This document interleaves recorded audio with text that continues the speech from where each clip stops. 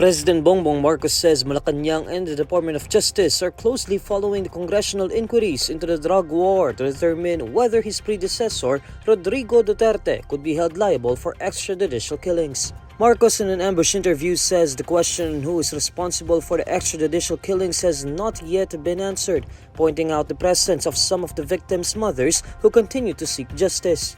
We are always monitoring all of these things. Because the question on EJK has not yet been answered. Who is responsible?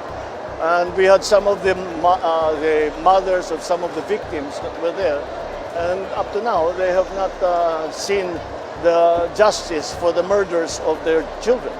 According to Marcos, it is the DOJ's responsibility to continue examining all testimonies and evidence to see if a case can be filed.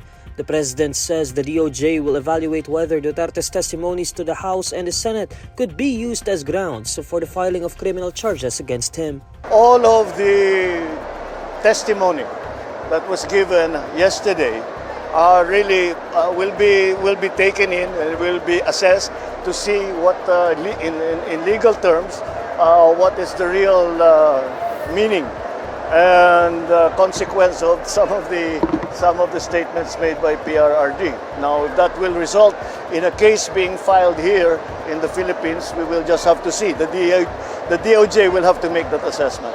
Marcos reiterates the government will not cooperate with the International Criminal Court's investigation into Duterte's drug war. However, he notes Malacanang would not stand in the way of the ICC should Duterte voluntarily submit to the International Court.